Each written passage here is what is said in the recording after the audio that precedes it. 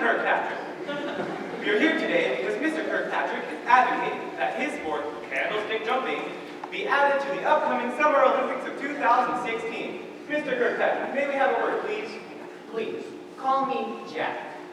All right, Jack. Can you please tell the folks at home why you feel so strongly that candlestick jumping be added to the roster of the upcoming Olympics? Well, it's like this, Gordy. The Olympics are dedicated to featuring the finest athletes and most thrilling competitions of all of the world. And there are no finer athletes than candlestick jumpers. This sport requires skill, dedication, flexibility, strength, and years of intensive training. I see. So, candlestick jumping is currently considered an extreme sport. Do you agree with that description? If you mean extremely exciting, then yes. Well, yeah, there is an element of danger to the sport, but hey, let's face it. Look at the other sports that have made it into the Olympics in recent years that are extreme.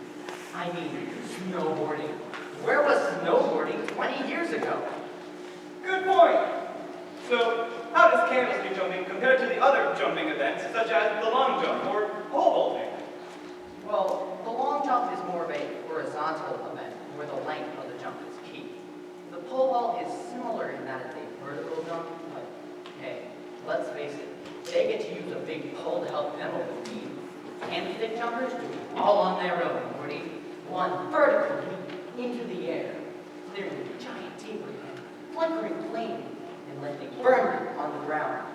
When done by a champion, it's a thing of beauty. Can you tell the folks at home the training regimen that goes along with becoming a world-class candlestick jumper? Why, sure. And this is one of the great things about the sport. It doesn't require a lot of expensive equipment, and you can start with things you find around your own home. In the first stage of training, you'll be learning to jump over birthday candles. Unlit, of course.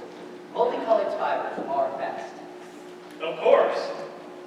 In the next stage of training, you'll be perfecting your form and building your stamina. You'll be learning to jump over tea lights, photos, then 4-inch emergency candles.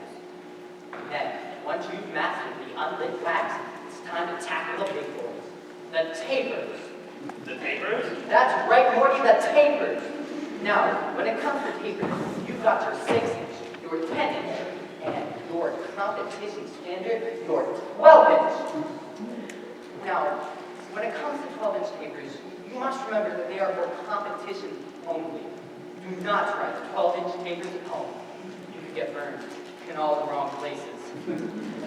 So, I repeat, the 12-inch tapers are for competition only. That's an important disclaimer.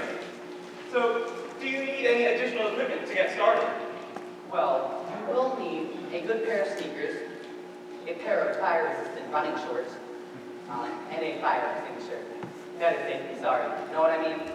Absolutely. So, have many of the athletes been burned during competitions? Well, not many. You don't get to this level of competition unless you're safely carrying the flame. But one small slip, and Well, Jack, you give a great case for adding candlestick jumping to the upcoming Olympic schedule. Any last words for our viewers? I would just like to say that this is only the first stage in our promotion of candlestick jumping. Soon, we'll have our logo. It's lit. On t-shirts and watercolors. Then, a summer training camp for kids across the world. An international website for support and information. A giant candlestick statue in Central Park. And bumper stickers. Lots and lots of bumper stickers. Candlestick jumping will be the next great Olympic sport. You'll see. Well, thank you very much, Jack. We'll just have to wait to see how the rest of this story develops. Good luck to you, Jack. Stay tuned for our report on even more extreme sports, including an ambitious cow's attempt to jump over the moon. This is Morty signing off.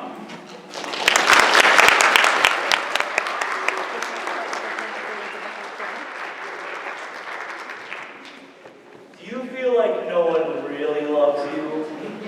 Do you have an evil stepmother that makes you clean and rotate the tires on her Suburban? Yes. Do you have evil stepsisters that make you do their math homework? Yes. If you answered yes to any of these questions, then I've got just the thing for you. Fairy godmother. Hire fairy godmother today to turn your rags into a beautiful gown and a pumpkin into a carriage that will get you to the ball on time and in style. That's me. That's me. How do I hire her? To hire fairy godmother, simply think about your terrible, pitiful existence and start sobbing uncontrollably. Oh, that's it. Okay. And one last thing, before midnight, you have to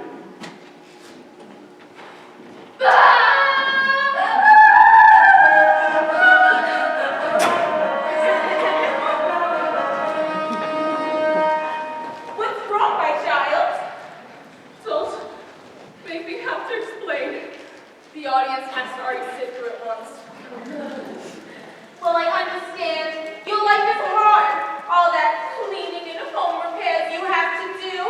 But have you ever thought about taking a stand? Stand up to those evil stepsisters and become a strong, empowering, independent woman? Have I ever told you of the tale of Little Bread? Well, better yet, let's have these guys act it out.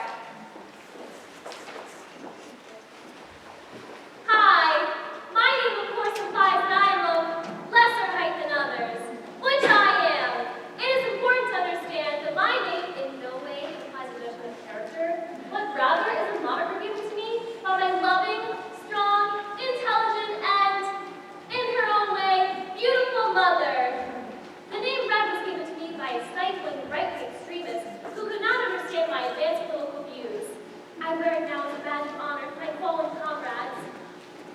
Pardon me, Little Red, but your grandmother has fallen ill, and I need you to take this basket of organic vegetables and hand-bottled spring water to her non-habitat stirring cottage in the woods. Yes, Mother. Thank you. Now I hope you don't mind making this trip. Of course not. I understand that visiting the elderly is an important way for me to get to know strong female role models that paved the way for generations before me. How wise you are! You're so strong and smart and beautiful in your way. I know only what you want, Mother. And so, Little Red went skipping on her way to the concrete jungle.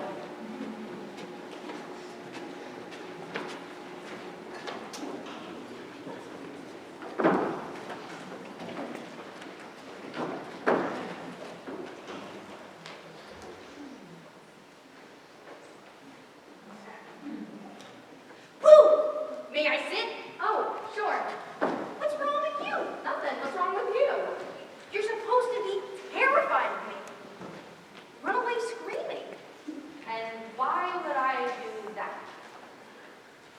Because? Because why?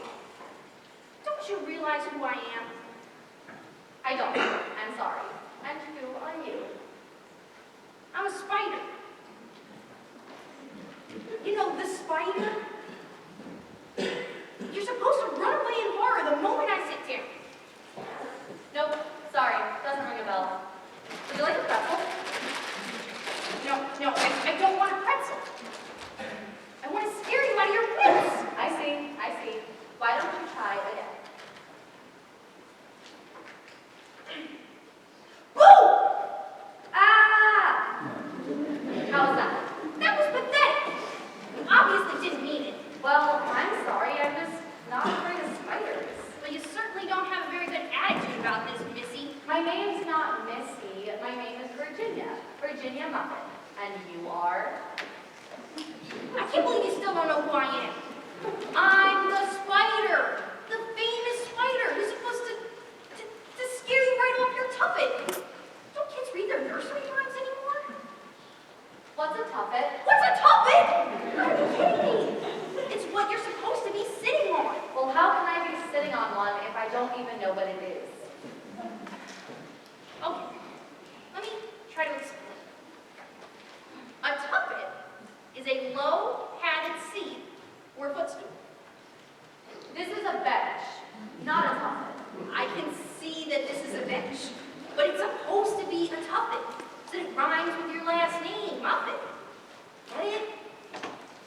Muppet. Muppet. Oh, I see. That's so cute. So you're supposed to be sitting on a tuffet eating your curds and whey. Well, I had curds and whey for breakfast. I wanted something a little spicier for lunch, so I'm having tortilla soup. Want to try? That does smell good. I love cilantro and those little chilies. Never mind about the soup. It's close enough at least that it's in a bowl, but you're supposed to run away in horror the moment I sit down beside you. But if I ran away in horror, I might spill my soup, and I'm enjoying my soup. Aren't you even a little bit frightened of me? Look, buddy, I got a bottle of Tabasco sauce with me, and I'm not afraid to use it, so back off. What's the use? I can't even scare a little girl anymore. That's the easiest job of all. I'm a disgrace to arachnids everywhere! It's okay. It's all right. Let it out. Okay, feeling better now? Maybe a little. You know, if I may give you my opinion, I think we've become too obsessed with this macho self-image you've developed. So you no longer strike fear into the hearts of young girls everywhere. Is that really the end of the world? Is it? No, it's not. Maybe it's just time for you to reinvent yourself. Try something new and turn over a new leaf. Do you really want people to be scared of you all the time? Do you? I don't know. Wouldn't you like a friend to play with once in a while? Of course you would. So here is what I would like to suggest. Go over to that nice tall water spout over there, climb up and up as high as you can go. And when you get to the top, I want you to scream to everyone, "I am not a bully." Go on, just you try it. I am not a bully? I can hear you. Try it again with a little more conviction this time. I am not a bully. I am not a bully. Good, now say it again. I am not a bully. I am not a bully. Wonderful. Now everyone will know what a kind and generous fighter you truly are, and your life will be forever changed. I can see it. I think you're right. I don't have to bully people to feel good about myself. My life can be totally turned around. By George, I'm going to climb that water spout and shout it to the world. I am not a bully. Just think, I could be an artist, or a poet, or someone like that. I always love knitting. Hooray. Oh, and Spider, remember, when you get to the top of the water spout, watch out for the rain. You could be in for the ride of your life. Goodbye for now. Goodbye. Virginia, lunch break is over. Get back to the light booth. I'm trying to run a show here. Someone strike this bench. Little Red, the stage is now clear. Hey, get ready to run. We'll take it from your line. I just can't find your help these days. Look, hot, hot. Does anyone have any milk? And so, Little Red went skipping on her way into the concrete. I'd like to point out that I'm skipping not to fulfill a young girl stereotype, but because I understand that cardiovascular exercise and an organic vegetarian diet are the only way for me to maintain proper physical and mental health. Plus, I enjoy it. Hey, baby. Why don't you stop and hang out for a while? Excuse me? I will not be spoken to in that degrading manner. I'm not your baby, and I do not need you to tell me what to do. However, I will forgive you because you're obviously a product of a repressive upbringing from which you succumb to the stereotypes of one of your animal classification. Yeah, okay. I was just thinking that a pretty little thing like yourself, skipping all alone in the concrete jungle, probably needs some place to rest. I got a nice condo with a background work field. Why don't we go back to my place? There's some steaks on the grill, yeah? Thank you, but I am perfectly capable of taking care of myself. And while eating meat is within the natural predatory boundaries for you, I will not succumb to the oppression of our animal friends for the sake of my own breed.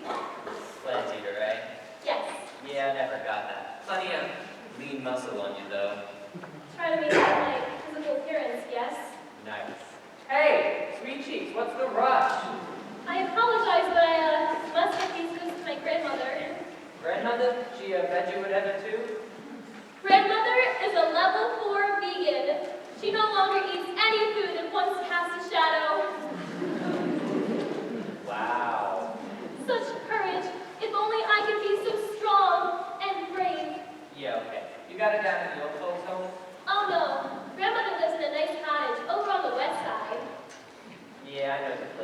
Well, good luck to you then, Cupcake. Thanks, I guess. Time for a real dinner date.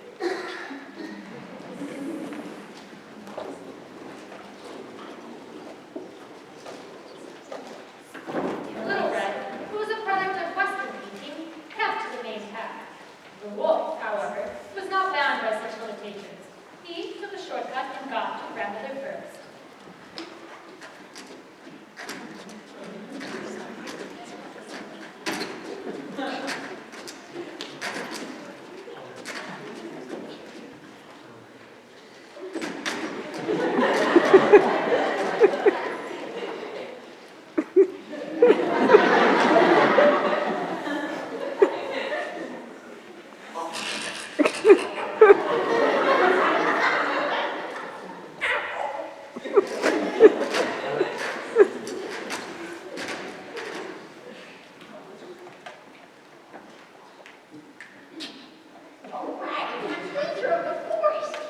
Yeah, I'm a wolf.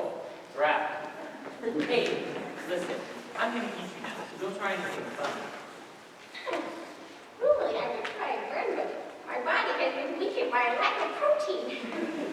Finally, my calm center that, but not conducive to running away from a predator. As such, I respect your rights as a fellow predator of this ecosystem that we cohabitate, and I accept my fate with grace and dignity. If I might have a moment to lead a short food deadpool. Go on. Not a chance, Tooks.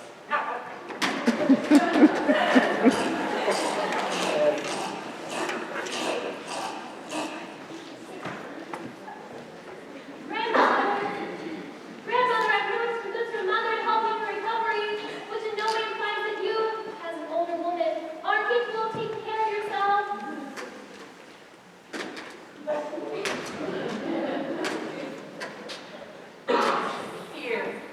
Here I am, dear.